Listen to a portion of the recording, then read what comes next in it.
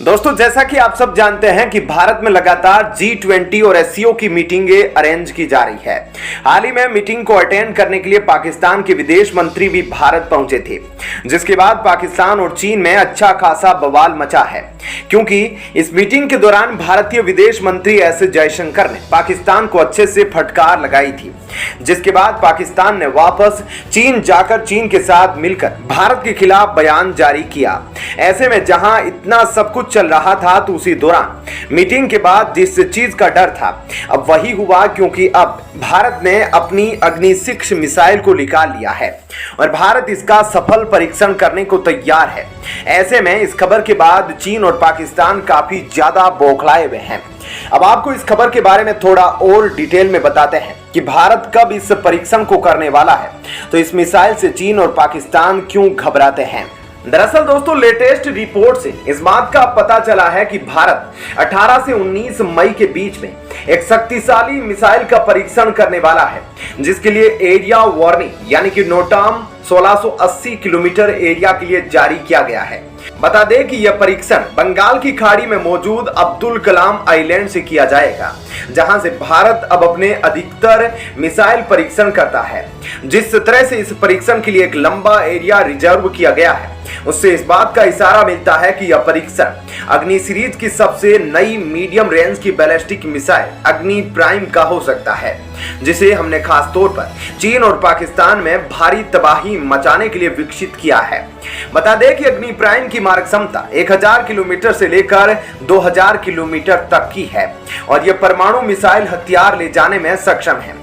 वहीं पर इस मिसाइल का इस्तेमाल करते हुए हम पूरे पाकिस्तान में कहीं भी परमाणु हमला कर सकते हैं और चीन के अधिकतर बड़े सैन्य ठिकाने भारत की जद में हैं। एक और बड़ी बात यह हुई है कि अग्नि प्राइम मिसाइल की सटीकता ही इसका सबसे बड़ा हथियार है, जिसकी वजह से चीन और पाकिस्तान दोनों भारत की इस मिसाइल से खौफ खाते हैं।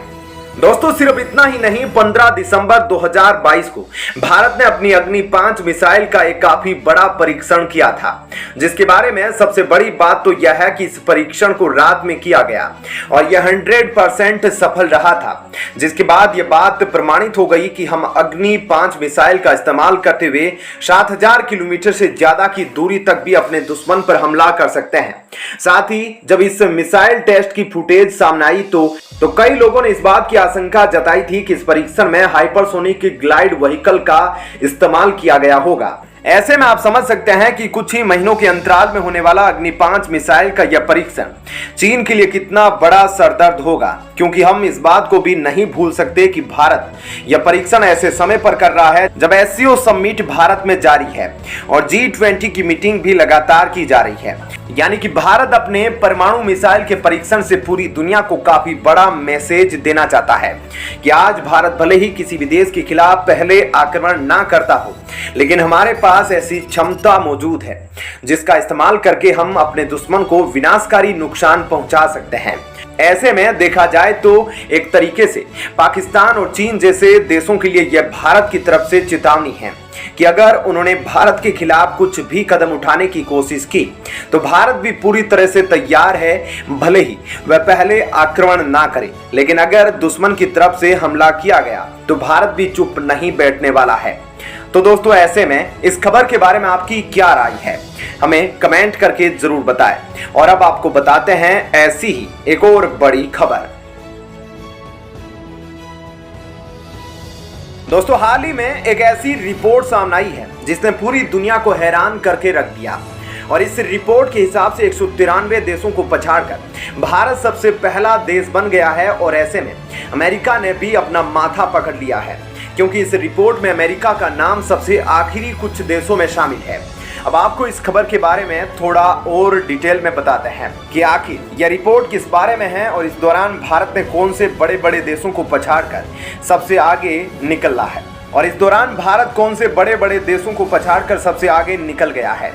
दोस्तों, भारत लगातार नए नए रिफॉर्म्स कर रहा है और यही वजह है कि आज भारत की इकोनॉमी G20 में शामिल सभी बड़े देशों से आगे निकलती हुई नजर आ रही है।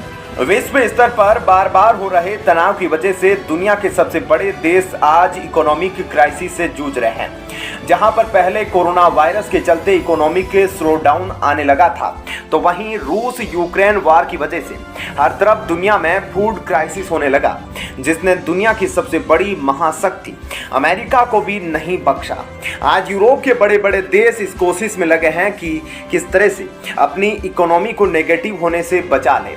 वहीं भारत हर क्षेत्र में लगातार आगे निकलता जा रहा है। यूरोप समेत एशिया और मिडिल ईस्ट के काफी बड़े देशों की अनस्टेबल इकोनॉमी को देखते हुए ज्यादातर हाईटेक कंपनी भारत में निवेश करना चाहती है। न सिर्फ मैन्युफैक्चर प्लांट खोले जा रहे हैं, बल्कि डिफेंस के क्षेत्र में भी कई कंपनीज भारत के साथ ज्वाइंट वेंचर पर काम करना चाहती है। इसी के साथ ही भारत में बहुत ही जल्द एरोस्पेस इकोसिस्टम भी बनने वाला है और कमर्शियल प्लेन्स की मैन्युफैक्चरिंग भी शुरू की जाएगी। ऐसे में यह साफ है कि भारत की इकोनॉमी G20 में शामिल बड़े बड़े देशों से आज बेहतर होती जा रही है और इतनी मजबूत और इंडिपेंडेंट है कि वर्ल्ड इकोनॉमी क्राइसिस होने के बावजूद भारत की अर्थव्यवस्था पर इसका कोई खास असर नहीं है। जबकि दुनिया भर के ज्यादातर देशों में अब रिसेशन की स्थिति बन चुकी है, लेकिन भारत की इकोनॉमी लगातार ग्रो कर रही है। हाल ही में एक ब्लूमबर्ग रिपोर्ट से भारत और दुनिया के बाकी देशों की अर्थव्यवस्था की हालत को साफ समझा जा सकता है। आप स्क्रीन पर ब्लूमबर्ग सर्विलेंस की एक रिपोर्ट की पिक्चर देख सकते हैं।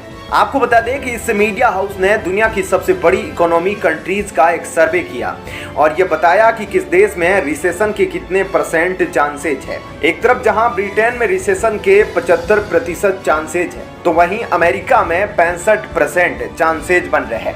इसके बाद जर्मनी, इटली और कनाडा में 60% रिसेशन आ सकता है। फ्रांस में 50%, ऑस्ट्रेलिया, साउथ अफ्रीका और ब्राजील में 45 से लेकर 15% तक रिसेशन के चांसेज है, जिसकी अर्थव्यवस्था बाकी देशों के मुकाबले काफी बेहतर मानी जाती है। लेकिन इन सब के बावजूद भी रिपोर्ट बताती है कि चीन में रिसेशन आने में 12.5% के चांसेज है, तो वहीं गल्फ कंट्री सऊदी अरब में रिसेशन के चांसेज 5% है। वहीं पर इस वक्त रिसेशन के खतरे से कोसों दूर सिर्फ दुनिया के 2 देश है, जिसमें पहला नाम इंडोनेशिया का है और दूसरा नाम भारत का है। इंडोनेशिया में 2% चांसेज बताए गए हैं, तो वहीं भारत में दोस्तों आप लोग जानकर हैरान हो जाएंगे कि 0% चांसेज है। दोस्तों रिसेशन यानी कि आर्थिक मंदी, और अगर यह किसी भी देश में आती है तो उस देश का उभर पाना और आगे बढ़ पाना बहुत ही बड़ा चैलेंज होता है। यानी कि यह साफ है कि समस्या में दुनिया भर के बाकी देश के ऊपर एक बहुत बड़ा खतरा मंडरा रहा है, तो वहीं हमारा देश भारत इन सभी देशों से आगे निकलकर एक बहुत ही बड़ी छलांग मार चुका है। इस बात में कोई दो राय नहीं कि भारत बहुत ही जल्द दुनिया की सबसे बड़ी महाशक्तियों की लिस्ट में सबसे आगे नजर आएगा। तो दोस्तों ऐसे में इस खबर के बारे में आपकी क्या राय है, हमें कमेंट करके जरूर बताएं।